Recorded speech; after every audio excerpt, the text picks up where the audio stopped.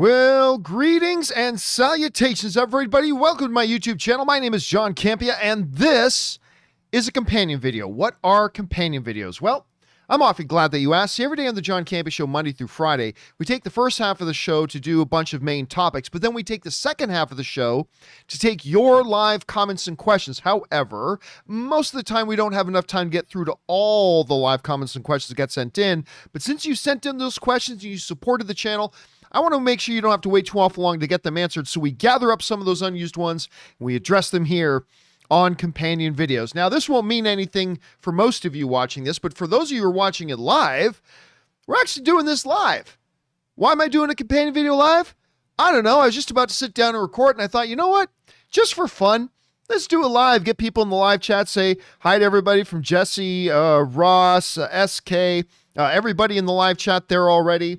As we go through this, and just thought it'd be an opportunity, cover some questions, let everybody chat amongst themselves as well. Good to have all you guys here. So let's not waste any time and get right on over to the topics that you guys sent in to us using the tip link. And by the way, I might as well throw it in here. The way you send in a question to be read in the live questions part of the show is by going into the description of this video and you'll see a tip link, or you can enter that link in manually. You can just enter it in at www.streamelements.com/movieblogtv/tip. You'll be getting your comment or questions on the show, if of course they're appropriate for our show and our videos.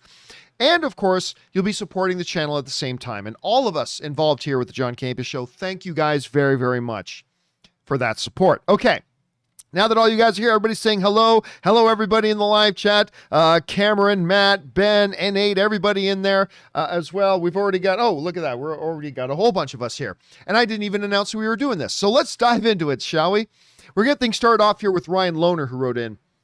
Someone just brought up Andreas Katsoulis, an actor in both Star Trek and Babylon 5. A role you might know him better is the one-armed man. That's who he is! Okay, somebody wrote that in the other day, and I wasn't really sure who that was. Yes, the one-armed man. I love The Fugitive, by the way. It is one of my favorite Harrison Ford films. Hold on a second. It is absolutely one of my favorite Harrison Ford films. It is overlooked. I didn't kill my wife. I don't care. That movie is so damn good. No, seriously. Every once in a while, I'll come across it with it being on, and I'll just stop and watch it. It's really, really good if you get a chance. By the way, just for those of you who know who we're talking about, I just had to bring up this picture here. That's not it at all. Let me see if I can get this corrected. Here we go. That's the dude who they were talking about. Yes, and then he was the Romulan dude in Star Trek as well. Yes, the one-armed man. Great to see. By the way, Jesse Keller sends in a super chat badge in the live chat. Thank you, Jesse. Appreciate that. That's who is. He was great. He was great. And he was one of these actors who like popped up in a million different things and you never knew who he was, right? David Morse is another actor who's like that. Like he just pops up in a ton of stuff and most people don't even know his name. But man, was he ever great as the one-armed man in The Fugitive. He really, really was. All right. Thanks a lot for saying that in, Ryan. All right, let's keep going here. Next up, Angel Palma writes, where we go? There he goes. I guess the only other big studio left that hasn't been acquired yet is Sony. Well, I mean, no, there's others. I remember there were rumors not too long ago about Apple acquiring Sony. Should we start discussing this possibility again? No. Apple definitely would benefit from this. Oh, sure they would, but here's the problem. For you to buy something, that something has to be up for sale, right? To buy something has to be for sale. Sony Pictures is not for sale. Now, there was a time a few years ago when Sony was having some real financial problems. Certain things came as a result of those financial problems, like them making the deal with Marvel to kind of allow Spider-Man to be in the MCU and what have you, and a few other things. And there was rumblings about maybe them selling off the film division. Now, you got to understand, at the time, the chairman and CEO of Sony was not a big movie guy. He wasn't really into movies all that much, and he kind of saw the film division, while being kind of valuable, he also saw the film division as being a little bit expendable. However, that dude is no longer in charge of the company, and they got a new CEO. And one of the very first things that new CEO said is, we're in the movie business. Like, this guy loves the movies. He loves being in the movie business. He loves Sony being in the movie business. Sony is not in the same financial straits that they were a bunch of years ago when the email leaks happened. And so, yeah, it's really not the same thing. So, look, as Ted DiBiase used to say, everybody's got a price, right? As the great Ted DiBiase would say, everybody's got a price for the $1 Million Man. So everybody's got a price. And even things that aren't for sale could become for sale if the right price is mentioned. But really, all other things being equal, no, I don't think there's any point in starting up conversations again about whether Sony's going to be acquired. From everything I can see and tell, and we obviously don't see everything, so there could be other things going on behind the scenes, but all other things being equal, it doesn't look like they're for sale at all. So there's really not a lot of point in discussing that. All right. Thanks for writing that in, Angel. All right. Next up, Willow writes, I'm bummed that you've been unable to have Chris Carr on the show. Me too. I had no idea, though, that she's also a cook. What's your favorite dish that she makes? Well, so I was explaining the other day that when Chris Carr started working for me, I was also looking for a personal assistant. And when I found Chris Carr to help with doing videos on the show, because I did a big casting thing and I picked her and she was great. That was one of the smartest decisions I've ever made. But I was also looking for a personal assistant. And when that kind of came up with her, she was like, well,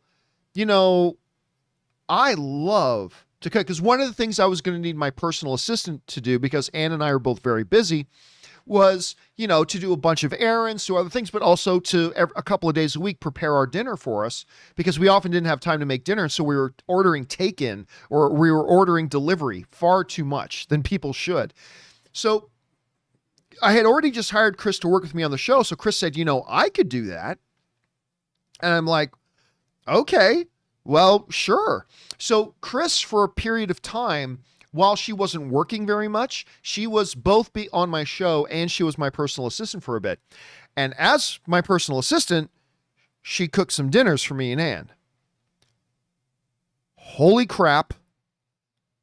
That girl can cook. Like, really good. And suddenly, every night, I think Chris started making dinner for us like 3 nights a week. Every night that we knew Chris was making us dinner that night, Ann and I would wake up excited. It's like, oh my God, what's Chris going to make tonight? Now, I cannot tell you, Willow, what my favorite thing, and Jesse Keller saying, we need a how to cook with Chris Carr. I'll tell you what, you guys write to Chris Carr. I mean, I could tell her myself, I suppose. You guys write to Chris. If she wants to do a series of YouTube videos, like of Chris Carr cooking videos, I will produce those. All right. I'm telling you right now, if Chris Carr wants to do that, I'll produce them. Just saying. Okay. Anyway. So yeah, so every day that we knew Chris was going to be making dinner, Ann and I would wake up excited. And I can't say what my favorite thing is that she made, because she literally never made us the same thing twice. Never made us the same thing twice. Now, eventually, it was a very sad day for the Campeas. Eventually, Chris started getting more work and she could no longer be our personal assistant, which was fine, which was great. She was getting more work and doing the stuff she actually wanted to do, and that was awesome. But it was a sad day for us. It was a sad day for us. And yeah, I miss having Chris Carr on too. Again, it's a little bit different now because we do live an hour away, whereas before she only used to live 15 minutes away from us. But who knows? Maybe we'll be able to figure out something at some point. All right, next up. Johnny Weiner writes, my anticipated films in no order: Eternals, Fast 9, Spider-Man No Way Home, Cruella. By the way, Cruella's quite good. It's not going to end up being a top 10 movie of the year, but it's quite good. It was better than I thought it was going to be.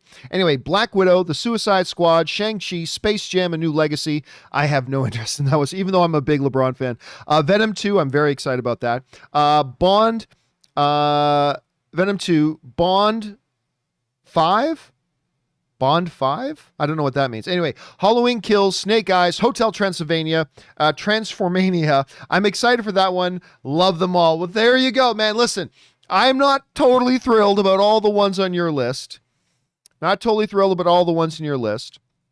But there are a couple of them. Obviously, I'm very excited about Suicide Squad. Very excited for Spider-Man. Very excited for Eternals. Very excited for Snake Eyes. You know what? I went to go see A Quiet Place Part 2 today. I already put up my quick out of the theater review video on my channel, so you can go see that there. Loved it, by the way. Absolutely loved it. But they played the Snake Eyes trailer on, it was my first time seeing the Snake Eyes trailer on the big screen. And I really liked it on the big screen. Like, I liked the trailer already, but seeing it on the big screen, I don't know, it's hard to quantify, but I just liked it even more. Oh, some of you guys in the live chat, I see. So Redford, Arjun, Andrew, by Bond 5, you mean like Daniel Craig's 5th Bond. Oh, okay. That makes sense. Thanks for writing that in the live chat there, guys. That makes more sense. Yes, absolutely. Anyway, so there's that. And guys, yes, do go see A Quiet Place Part 2. All right. Some dude writes, Invincible is just like Lucifer. It took Chloe 4 freaking seasons to realize the man with magic was Lucifer. Okay, but let me say this. I mean, if it doesn't matter what you saw, if somebody walked around today telling you they were literally the Lucifer, you would not believe them. Just because you saw them do some feat of strength at some point and some weird things happen, he's got some kind of mind trick, you wouldn't then literally believe he was the devil. So I think it's perfectly reasonable within the show that this detective, this very secular detective, wouldn't have believed it either. So for me, I bought that, but whatever. 4 freaking seasons to realize that the man with magic was Lucifer. I'm 5 episodes into Invincible, and Amber is still confused why Mark's always late, beat up, and disappears when Invincible shows up. They have the same Elvis hair.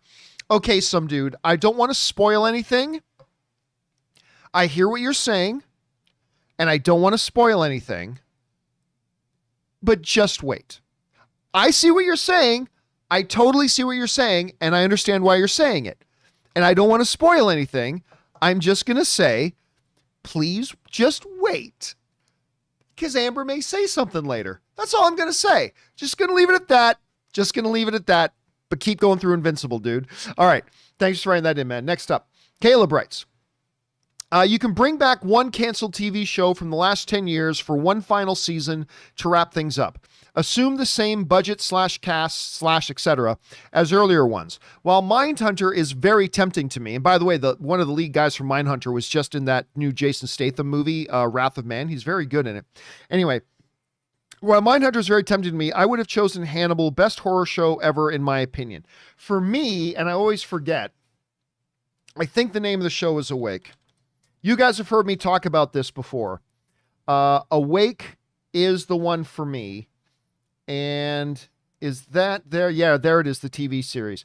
You guys have heard me talk about this show before. It starred Jason Isaacs, who was, of course, the older Malfoy. He was Malfoy's dad in the Harry Potter films.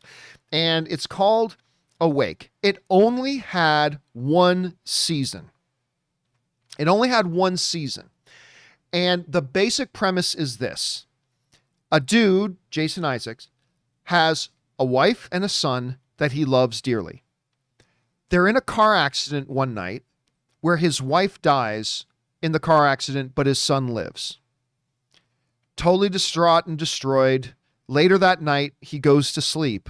But when he wakes up, his son died in the car accident and his wife survived. And then when he goes to sleep and wakes up the next day, he's back in the reality where his wife died and his son survived. So basically, every time he falls asleep, when he wakes up, he's in the other universe. In the one universe, his wife died. In the other universe, his son died.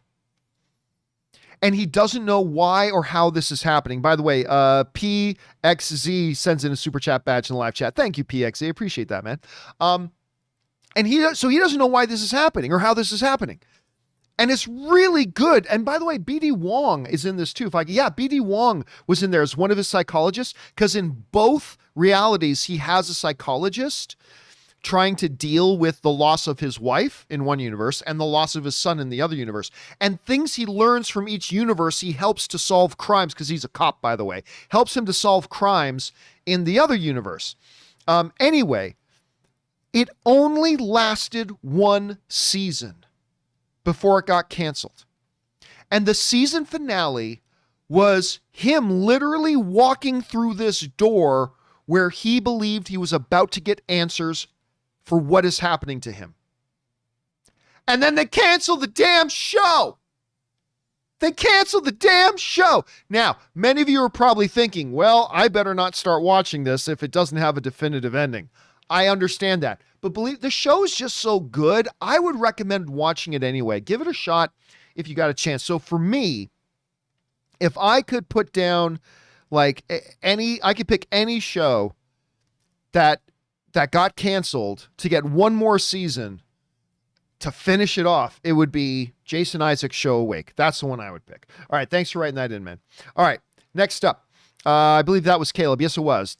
Tim Tracy writes, hey, John, so Aaron Taylor Johnson has been cast as Kraven the Hunter for a January 2023 release date. We talked about that on the John Campea Show earlier today. While I like him as an actor, I didn't really see him as Kraven. The January release date worries me a little. Wondering what your thoughts are. I listen, I'm not going to lie. I love it. I really do. I love the choice. I love the selection. I love the pick. Let me see if I can bring this up here. Just give me a second. I'm having troubles finding things. Here we go. Because Aaron Taylor Johnson's a great actor. Now, I know a lot of you guys have probably only ever seen him in like Kick-Ass and as Quicksilver, but he has done a number of other things. Aaron and I were talking earlier today, and one of the ones that I really loved him in was a movie called Savages. It's not even a movie that I love overall, but his performance in it was insanely good. His performance was insanely good into it. And what's the other one? Nocturnal Animals? I think that one as well. He's so good.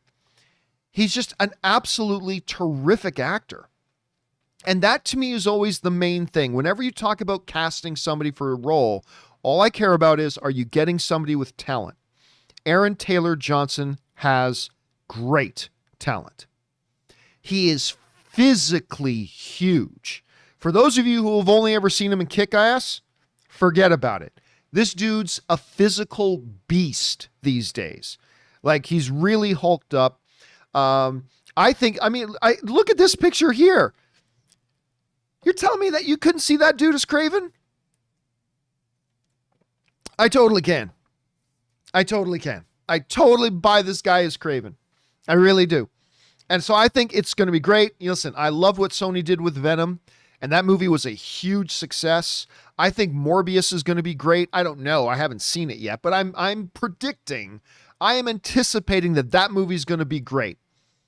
Then again, we've all had movies that we thought were going to be great and turned out to be crap, but I believe in Morbius, I should say. Morpheus is the guy from The Matrix.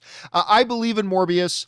I think that's going to be great, just like I thought Venom was great, and I think a Kraven the Hunter could be really good too. They got a solid director on board. I love this casting of Aaron Taylor Johnson, so yeah, sign me up, guys. Sign me up. All right, thanks for writing that in, Tim. All right, next up.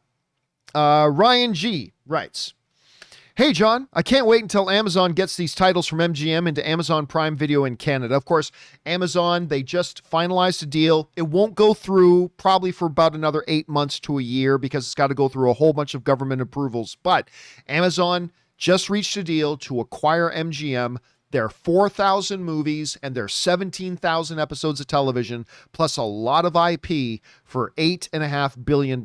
Anyway, can't wait for these titles from MGM to get onto Amazon Prime Video in Canada. The Stargate franchise, Cash Cab, and all get to finish Teen Wolf, because in Canada, it's not on Netflix here, but in the US, they have almost everything there. Well, yeah, listen, once a lot of this stuff gets on, like Amazon, I know a lot of people in the industry are thinking that Amazon overpaid for MGM, and I understand why.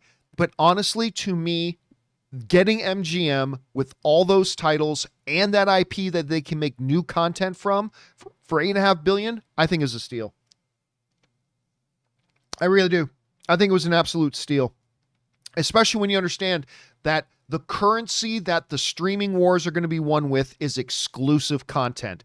And they just got a hell of a lot of exclusive content, plus some great IP to move forward with as well. All right.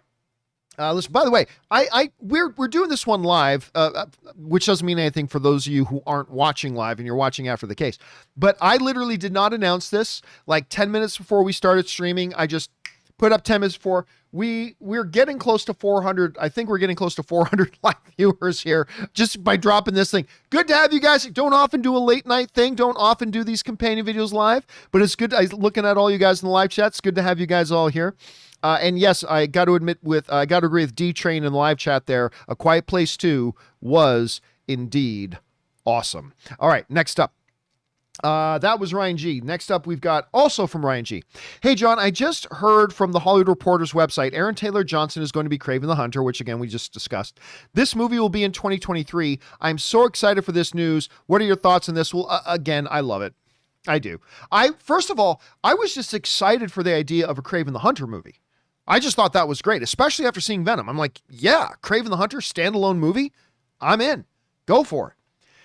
Adding Aaron Taylor Johnson, I think, is great. And you know what I said earlier today on the show, and I'll say it again here, is that honestly, if like the heads of Sony had written to me and said, John, we can't decide who to put in the movie as Kraven the Hunter. Can you give us a list of 10 names that we should consider for Kraven the Hunter? Aaron Taylor Johnson wouldn't have been one of those names. It's just, I wouldn't have thought of him, to be honest with you. It's one of those castings where I didn't think of it until after they cast it. And then I looked at it and went, yeah. So I am all for it, Ryan. I am all for it. By the way, SK Zhang just sends in a super chat badge as well. Thank you, SK. Appreciate that, man, very much. All right, let's move on here. Jean-Luc Picard writes in, have you had a chance to watch the new Nicolas Cage movie, Willy's Wonderland? I still have not, and I want to watch it. Anyway, I thought ridiculous, but I had a lot of fun with it. Peak Nick Cage, in my opinion. Of course, Willy's Wonderland, I ate up the trailer. The trailer, okay, look. There are two very clear things about the trailer to Willy's Wonderland. Number one, there is no getting around it. Willy's Wonderland is a completely shameless ripoff of Five Nights at Freddy's. There's no getting around it, and there's no denying it. Just from watching the trailer, it's clearly a Five Nights at Freddy's ripoff.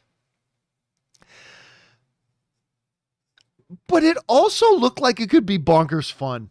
Like, I have to admit that I watched the trailer and I thought, okay, clearly Five Nights at Freddy ripoff, but I'd be lying if I didn't tell you it looked like it would be really fun to watch. And I've just never gotten around to watching it. Just never have. There's like, listen, there are a lot of like smaller TV shows and movies that I have on my list that I desperately want to watch. And I just have a very, very hard time keeping up. But that is one that I still want to watch. I don't know when I'm going to get a chance to watch it, but I hope soon because it is on my, but like right now I'm really focused on, Ann and I just started watching Mare of Easttown because everybody told us it was amazing. So we were one episode in. I'm not caught up yet on Handmaid's Tale yet. Mayans just finished its season, so I don't have to worry about Mayans right now. Anyway, yeah, so I'm just behind on a lot, but I do want to still watch that one. All right. Let's see. Where are we at here? The Ryan G writes, hey, John, the first Fantastic Four wasn't that bad with Chris Evans and Jessica Alba. Sorry, I strongly disagree this time. Hey, listen, that's fine. We should disagree at least 40% of the time. That's the thing, because movies are subjective. They hit us all in different ways. We should disagree many times. There should be movies that you really like that I don't. There should be many movies that you really dislike that I like. That's what film fandom is, because it's all subjective. But yes, it's true. I find the first couple of Fantastic Four movies pretty piss poor, but I'm often in the minority. And I'm very comfortable being in the minority. But this is one of those times when I'm firmly on the side of the majority. I'm very comfortable being in the majority on this one, that I'm not a big fan of it. But yeah, if you liked it, man, that's all that matters. And I celebrate that you enjoyed it. All right, next up. Ryan G also writes, hey, John, I meant to say, let me try this again. Hi, John, I meant to say is to a better drum roll. Oh, you're asking me to do a better drum roll next time. My drum rolls are perfectly fine. All right, next up. The Clippers freaking suck, right? Well, yeah, I don't know what's going on tonight. I don't even know if they have a game tonight. I know they're down 2-0 to Dallas right now, but what are you going to do? All right. While I'm cool with Sony making their spunk, the Sony Pictures universe of Marvel character. I can't remember what SPUMP stands for. I just remember it's a terrible, terrible acronym. Anyway, while I'm cool with Sony making their SPUMP, i.e. Venom, Morbius, Kraven, in my opinion, they should introduce a Spidey person in the universe. They don't need it in the universe, so we could get attached to a hero in this world. Otherwise, what's the point of this world of Spidey villains? Do you agree? No, I completely disagree. Now, listen. Let me be clear. I'm not against the idea of a Spider-Man-ish character in this spunk world. I'm not against it at all. But Venom proved you don't need it. I still remember, like, when Venom was coming, everybody's singing, it's going to flop. It's going to be a total train wreck. It's going to be a financial disaster. Nobody wants to see it. Nobody's going to go see a Venom movie without Spider-Man. And I said the whole time, yes, they will. Yes, they will. The trailers look good. There are people getting excited about it. People will go to see this movie. Now, I knew it would be successful, but I never thought it would make $800 million. Like I never thought it would make $800 million. People say to me, okay, so John, you think the movie's going to be successful? Yeah. You think it can make $800 million? Get out of here. It's not going to make $800 million. Well, guess what? It did make over $800 million. And it proved, and it didn't need Spider-Man. It didn't need him at all. And nobody cared. So if they decided to put a Spider-Man character in it, I'm cool with it. I'm cool with it. But Venom proved they don't need him. That movie made over, when everybody said it's going to flop so hard, nobody's going to see it. Nobody wants to see a Venom movie without Spider-Man. Guess what? Made over $800 million. And the audiences really liked it. Now, obviously not everybody did, but the audiences really liked it. I loved it. I liked it more than most people, I have to admit. I liked it more than most. And I think Morbius is going to be killer as well.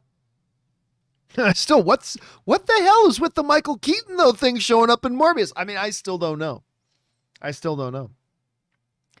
But does it need Spider-Man? No, it doesn't need him. The movies, listen, when you ask, let me bring this up again. When you ask, otherwise, what's the point of this world of Spidey villains? The point is to make good movies. That's the point. That's always the point. That's always the only point. Make good movies. That's it. Winning cures everything. And again, I'm not against the idea of bringing in Spider-Man. It could work great if they brought in a Spider-Man character. Yay! But does it need it? They've already put out one movie, made over $800 million. So I don't, when you put out a movie without Spider-Man and it makes over $800 million, the argument that it must have Spider-Man kind of goes out the window. It goes out the window. Now, that's not to say there aren't a lot of people who would like to see Spider-Man in there. Sure. Yeah. But again, the question of, does it need Spider-Man? Obviously, it doesn't. It doesn't. But let's not lose sight of the fact that Michael Keaton popped up in that Morbius trailer. And he was wearing the same outfit that he was wearing in the Spider-Man movie. And everybody's staying real tight-lipped about, what does that mean? And I still don't know what it means. But we could see a Spider-Man in that universe sooner rather than later, Clippers. We may see it anyway. And maybe it'll be great. But again, to the basic question you ask, does that universe need a Spider-Man character? No. And then you would ask, what's the point? The point is make good, entertaining movies that the audience enjoys and makes money. And they're doing it without Spider-Man. So let's see where it goes. Still, that Michael Keaton thing. We may be seeing Spider-Man in there sooner than you think. All right, next up. Alan writes, hey, John. I know this is unlikely, but in comics, Kraven eventually takes a serum that seems to give him similar abilities to Super Soldier Serum in the MCU. Could that be the way that Kraven gets his abilities? I mean, could it be? Yes, that could be. I also don't think he needs to have it. But it absolutely could be. They say it could be a serum. They just could say that he's like Batman, that he's just physical human perfection. And he is the ultimate hunter. Man, how cool would it be if he was hunting Morbius? Or if he was hunting Venom? I mean, and there are comic stories that have stuff like that, by the way. But yeah, it would be really, really, it's going to be cool to see what they do with that. So yeah, they could give him that. They could. Whenever you ask the question with the word could in it, the answer is always yes. It could. Will they? I don't know. I kind of hope they don't. I just want to see a Kraven the Hunter without superpowers. I think that would just be really cool. And he's so good, he can hunt Venom. I mean, I would like to see it. But whatever they decide to do, I'm sure it'll be great. All right, next up. Let's see. That was Alan. James Germain writes, hey, John. John Henry Irons, well, we're going to skip over that one because I don't want to spoil things for people who are not caught up. I appreciate you sending that in, man, but I don't want to spoil it. I just saw it myself yesterday, so I want to give it a little bit of breath there. I appreciate you sending it in, but I'm going to skip over that. All right. Let's see. Jesse C. writes, my prediction is the new Discover Warner service will end in a plus. Like you said, when people see the plus, automatically they will think, oh, it's a streaming service. And I'm with you. $15 a month is a great deal, but I think they'll lower it to from $9 to $10, then raise it. That's a possibility. I mean, listen, we also have to acknowledge that it is possible that they don't change the name of it. Like, look, both Robert Meyer Burnett and I believe and speculate that they will change the name of HBO Max, that they'll change the name of HBO Max to something else, whether it's Warner Discovery or Warner Max or something like that. I am also not against, I've mentioned this before, I'm not against the idea of them making with the plus on the end. Now, I used to guffaw at that because we're just doing what everybody else is doing. But the reality is, because everybody else is doing it, now the consumers, we all identify that plus being at the end as being a premium streaming service. And that's how we all see it. And if they do that, great. Then that works. But they may or may not do that. Warner Brothers Prime. So I don't know what it'll be. It could just be the same name. I don't think they're going to lower the price, though. I think they'll keep the price at $15, and I think that's a great deal, especially if they merge in and fold over all the content that's going to be on Discovery Plus in with the new HBO Max service. It's a great value. I don't see them lowering the price. I think they'll keep it where it is. Again, I don't know that. No insider information. That's just me speculating. All right. Next up, Man of Steel Masterpiece writes, as much as I want to see Zack direct Man of Steel 2 with Cavill, and I really enjoyed Zack's Justice League, I hope Zaslav says, we are starting fresh with our new take. We will not be continuing with Zack's vision. I'm just tired of seeing and hearing about Snyderverse. Well, listen, Warner Brothers has already said that, right? Warner Brothers has already said that. They've moved on from Snyderverse, and it's time to move on from Snyderverse. It's just time. And they are closing the book, and they're moving on. And I don't see Discovery changing that at all. Look, the reality is this. It does not matter how much I love Man of Steel. You guys have heard me say this before. And you know that I believe Man of Steel is a masterpiece of the genre. It is the most underrated comic book movie of all time. I will argue this until the day I die. Henry Cavill sitting over there right now looking at me. I got my big Henry Cavill standing over here. I like Batman versus Superman more than most people do. But the reality is, and everybody always tries to make excuses for this reality. Everybody tries to gloss over this reality. Everybody tries to stick their head in the sand and pretend like this reality doesn't exist. But this is the reality. The Zack Snyder movies failed. I know I loved them, but half the audience and half the critic hated them, and they underperformed financially. That's just the way it is. Half the audience and half the critics hated the movies, and they all underperformed financially. That's the reality. That is the inconvenient truth. And even the Zack Snyder Justice League cut didn't do as well as they were kind of hoping it would do. And That is why Warner Brothers is moving on from it, and that's why Discovery is also going to continue moving on from it. And look, if I could snap my fingers and get a wish, it would be Zack Snyder directing a Man of Steel 2. Hell, I'll take anybody directing Man of Steel 2. I just want to see Man of Steel 2. But if I had my first choice is I want Zack Snyder directing Man of Steel 2. To follow up that masterpiece of a film with the next iteration of it. I loved his interpretation of the Man of Steel, the Man of Tomorrow, the last son of Krypton, Kal-El. What would that look like today? Because everybody's so fixated on what would, gosh golly, the Superman of the 60s look like. Zack Snyder had a great vision of what would it look like in today's world. If that baby from Krypton crash landed in a farm of Kansas, not in the 1950s, and he grew up to be in Smallville in the 60s, but rather he crash landed there in like the mid 80s. And now today he's a man and he's trying to figure out his place in this world. And I loved his take on it. And that would be the first thing I would want. I want a Zack Snyder directed Man of Steel 2. But the reality is Warner Brothers tried the Snyderverse. It did not succeed. And they're moving on. So while I still want that movie very much, just like I really want a Ben Affleck written and directed Batman movie, as a fan, I just got to accept we're not getting that. They're moving on from it. I understand their reasons. And now let's just be excited about what's coming next. I want a Ben Affleck written and directed Batman movie, but we're not going to get it. So I can either pout, like, give me my Batman by Ben Affleck. I can cry and pout, which I do sometimes. I can cry and pout about it, or I can be excited about Matt Reeves doing Batman and Robert Pattinson playing the new Batman. The trailer looked phenomenal. I'm excited about it. If I could snap my fingers and get that Ben Affleck movie, you're damn right I'm snapping my fingers.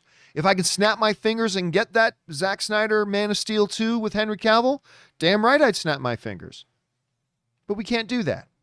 And I understand why they're not. And it's just time to move on. Just time to move on. And I think everybody in the industry understands that it's time for them to move on too.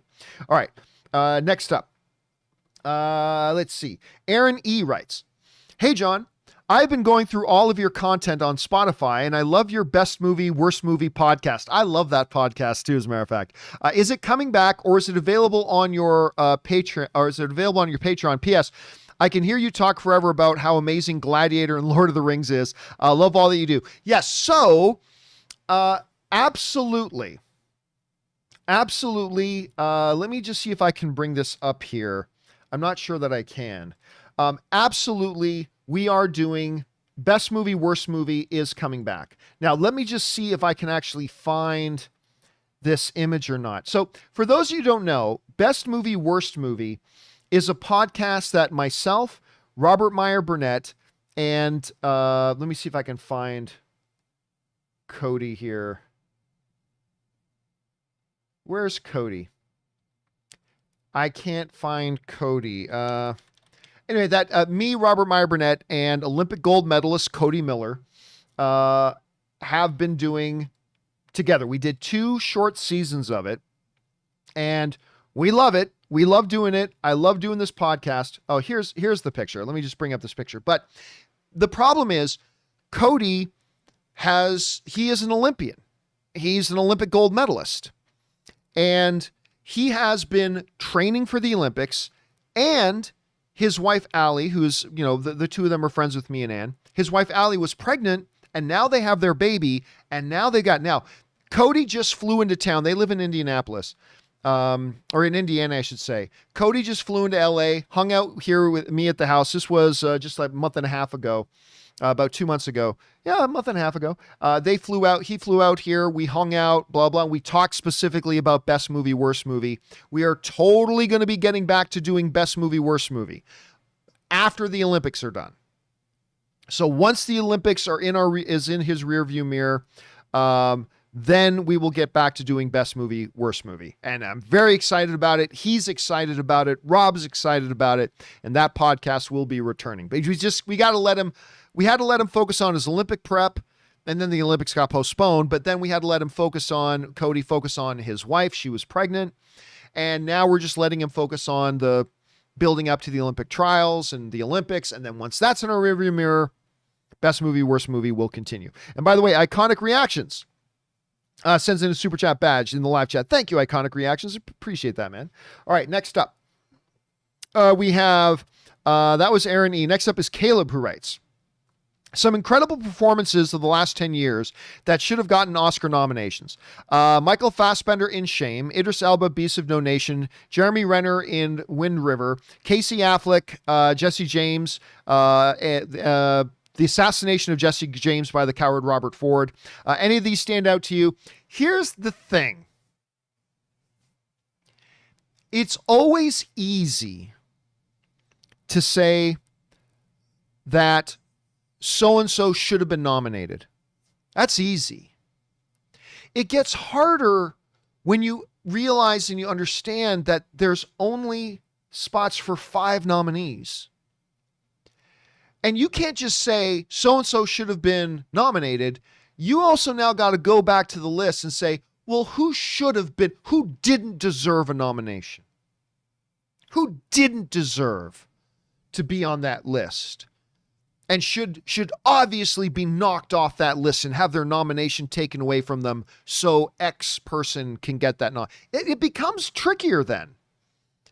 And I say that from experience because I've done that. I've done that where I've gone, so-and-so should have been nominated. Okay, a friend would then say to me, bring up the list of the nominees. Who on this list are you going to bump off? That gets more tricky. But the one that stands out to me on that list is Jeremy Renner for Wind River. That was Wind River, which also had John Bernthal, Elizabeth Olsen. That was a movie that just overall deserved a lot more, I believe, awards attention. I just believe it deserved a hell of a lot more awards attention than it got.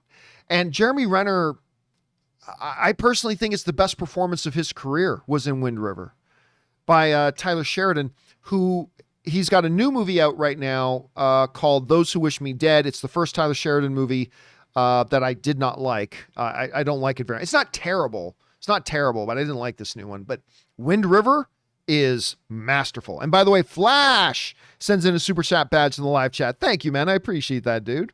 All right. Just got a couple of minutes left here. Next up, the Wakandan Forever writes, King T'Challa is still making history. Howard University College of the Fine Arts, named Chadwick A. Boseman College of the Fine Arts, has been renamed to that. A graduate and commencement address speaker, and now his tribute. He inspires us every day. What a legacy, Wakanda Forever. Yeah, I saw that in the news the other day. That was a really nice thing for them to do. So for those who didn't see it, Howard University College of the Fine Arts, they named their dramatic college the Chadwick A. Boseman College of the Fine Arts, which is a really nice tribute. Now, this happens from time to time, right? We don't ever talk about it. And I decided not to make it one of the topics on the John Campea Show because this isn't unusual. This happens where, an artistic college will be named after somebody, blah, blah, blah. But obviously, Chadwick Boseman being in our hearts and minds these days, it was a little bit more significant. So yeah, I thought it was a really, really nice tribute, a really nice little thing that they did. And going with that. And I'm seeing Invader in the live chat saying Discovery needs to fire Walter Hamada. Oh no, they're going to double down on Walter Hamada. Walter Hamada is saving Warner Brothers. It's not a coincidence that, the most successful movies they've had have been under Walter Hamada. And as they steer the ship away from the Snyderverse, he's the one who's going to salvage everything. I really think they're going to double down on Walter Hamada. I think they're actually going to give him a promotion. I really do. I think they're going to give Walter Hamada a promotion, at least from the things that I'm hearing. That's what it sounds like is going to happen, but we'll see. All right. King Tantic sends in a super chat badge in the live chat to be supportive. Thank you, man. I appreciate that. Anyway, now, there's going to be a lot of stuff. Let's talk about the Warner Brothers situation here for a minute, because obviously there's going to be a lot of upheaval with Warner Brothers. Whenever you have these big amalgamations of companies, there is always redundancy, there's always excess, and there's always massive turnover. The question will be who goes where, what, and when. Jason Kilar, the head of Warner Media, he's going to be out. I mean, we all knew that was going to happen, right? That you can't have two kings. So he's going to be out. The guy who runs Discovery, he's going to be running the whole thing. But then it comes up the question, what about a lot of the other executives? Here's what I think is going to happen.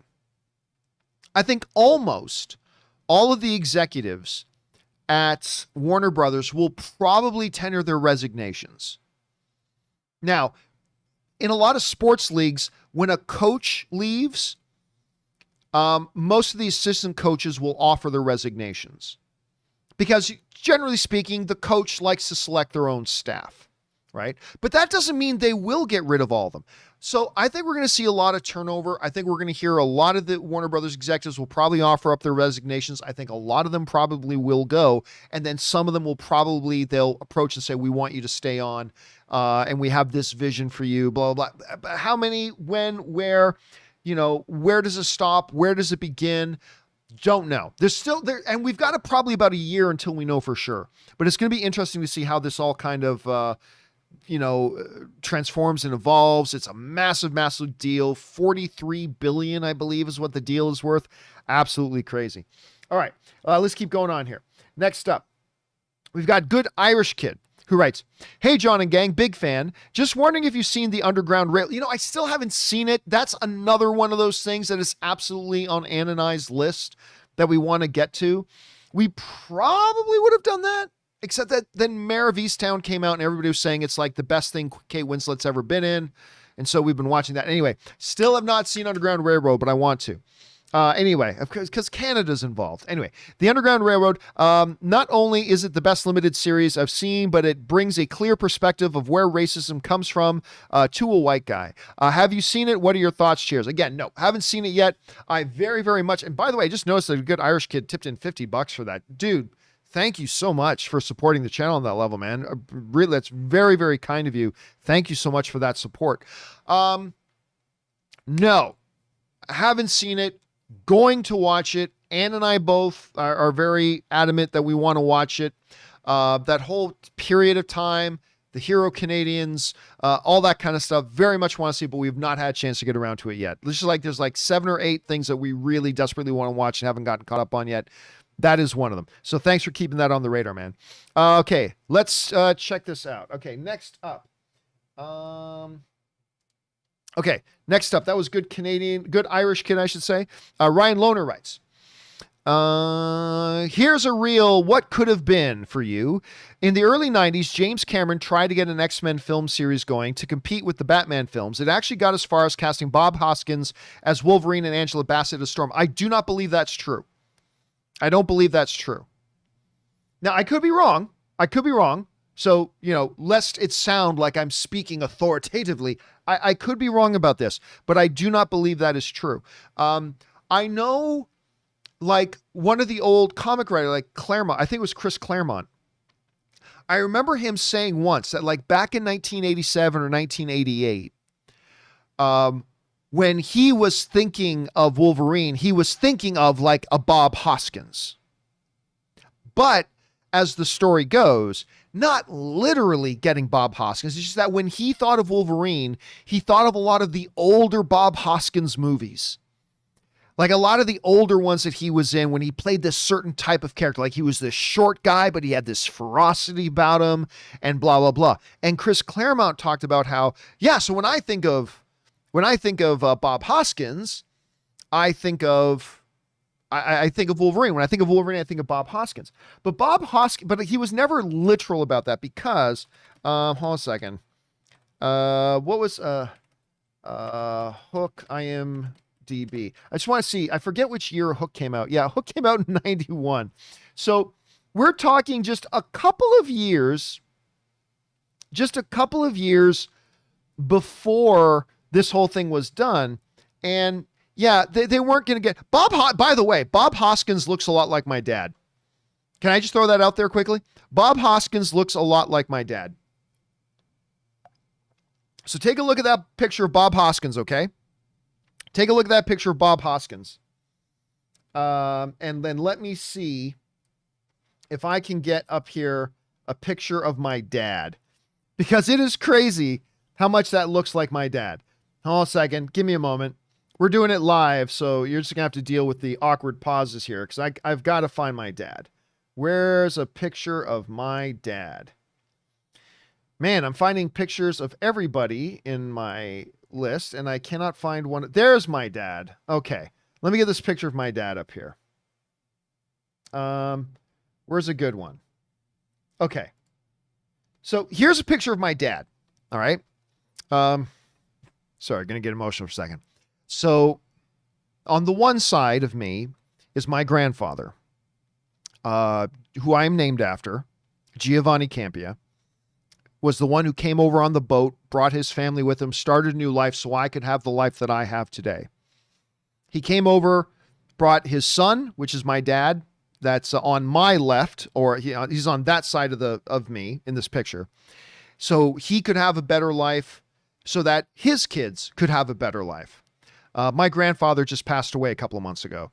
And because of the COVID situation, I couldn't go home to be at my grandfather's funeral, which really sucks ass. And I can whine and bitch and moan about that a lot, but I'm going to refrain. Anyway, my dad. So there's my dad, right? There's my dad. Where the hell did that picture go? Hold on a second. There's my dad. Okay, let me see if I can get this. So again, Bob Hoskins, my dad. Bob Hoskins, my dad. Come on, I'm not the only one to see it, right? I'm not the only one to see it. Come on. This is my dad. Anyway, so as far as I know, that's not true. They had never actually, again, I could be wrong about this. I might be wrong about this, but my understanding of it is that whole story comes from Chris Claremont talking about how he kind of envisioned Bob Hoskins, but like the older, like the earlier days Bob Hoskins. By 88, he was already like shooting, he was already Smee, and he was getting ready to shoot Hook, where he played Smee with Dustin Hoffman. So I don't think he was actually cast. But again, could be wrong about it. I just don't really think it is the case. But I could be wrong. You could be right, Ryan. All right, next up. Thomas Patterson writes, with news of Taylor Johnson playing Kraven, this confuses me as to what Sony is doing. There was a Deadline article that suggested there would be a call and answer between the MCU and these movies, and Keaton showed up in the Morbius trailer as Vulture. Yes, so here's the thing. It has caused a little bit of confusion with this whole thing about Aaron Taylor Johnson, who of course was Quicksilver in the MCU. There's been a lot of speculation, and granted, to this point, it has been pure speculation, but there's been a lot of speculation that we are going to see some crossover happening between the Sony verse and the Marvel Cinematic Universe. Michael Keaton popping up in that Morbius trailer is the most tangible thing we've had so far. So the question becomes, well, wait a minute. If Aaron Taylor Johnson is Kraven, how can he be in the same universe where he was already another character? There are two possible answers to that. Possible answer number one is that there is not actually going to be true crossover between the Sonyverse and the MCU. That's the one possible answer, that there isn't actually going to be true crossover. Maybe some hints, maybe some winks, maybe some Easter eggs, but not a true crossover. That's one possibility, maybe. But the other answer I would give to that is this. Gemma Chan. Gemma Chan. Gemma Chan, let me see if I can bring this up here. Gemma Chan was already Minerva, I believe that was the character's name, was already Minerva in Captain Marvel, right? She's in the MCU. Gemma Chan, there she is, right there. Gemma Chan in the MCU. Right? So she can't possibly play anybody else, right? Well, actually she can. Because Gemma Chan is also starring in the Eternals. Let me see if I can get this picture up here. which is also, I didn't know if you knew this, but the Eternals is an MCU movie. So we've got Gemma Chan in a Captain Marvel movie as one character, and she's going to be in the Eternals as another character, but she's going to look completely different. She's going to look totally different. Now, if we go back and take a look at Aaron Taylor Johnson, Quicksilver. Okay, so if we look at Aaron Taylor Johnson as Quicksilver, right? Oh, that's not a good one to bring up. Where's a good picture to bring up? That's a decent one to bring up. So if we look at Aaron Taylor Johnson as Quicksilver, right? Okay, there he is as Quicksilver. But if suddenly you just look at him in this, I mean, he can look radically different. He could look radically different. And once you get him made up as Kraven and everything like that, and you do whatever it is you're going to do to him, he won't look like he did as Quicksilver, right? So, two possibilities about how can you possibly have Aaron Taylor Johnson in the in the Sonyverse when apparently maybe they might share the same universe as the MCU? Well, answer number one, there's not really going to be any crossover, and there's not going to be a connection. That's possible. But the other explanation is, well, even if they are going to have crossover and connect, if they do that, and we don't know that they are, but if they do, they've already set a precedent of having actors playing multiple characters in it. They are doing it with Gemma Chan right now. They can do it with Aaron Taylor Johnson. So really, to me, it's not a problem, because either of those two options means it's not a problem. If there's no sharing of the universe, then it's not a problem that Aaron Taylor Johnson is playing Kraven. And even if they do share a universe, it's still not a problem because they have other characters playing multiple, or other actors playing multiple characters. So honestly, I think it's going to be fine. I think it's going to be totally fine. I don't think there's going to be a problem with it. And I still think, to drive it home again, I think Aaron Taylor Johnson is going to be a great Kraven. I think he's going to be a great Kraven. I mean, maybe he won't. Maybe he'll suck. But for now, I believe he's going to be great. So there's that. All right, guys, listen. There are still more questions to come. That was Thomas Patterson. So we got Roy Hobbs, Casey McNatt, BK Dan, and others. Do not worry, guys. On tomorrow's The John Campea Show, we will start off the live questions part of the show right where we're leaving off right here. So you may not have seen it answered in this video. It'll be answered in the next one. All right, guys. Thanks for joining me here. This was kind of fun doing this a late night live stream. I appreciate doing this. Really like that you guys joined me as well. Honestly, I thought we'd have like 40 or 50 people since I didn't announce this video at all. We've got over 500 people in the live chat. So thanks for coming along, guys. Maybe we'll do this again. This was kind of fun. I like doing it live. All right, guys.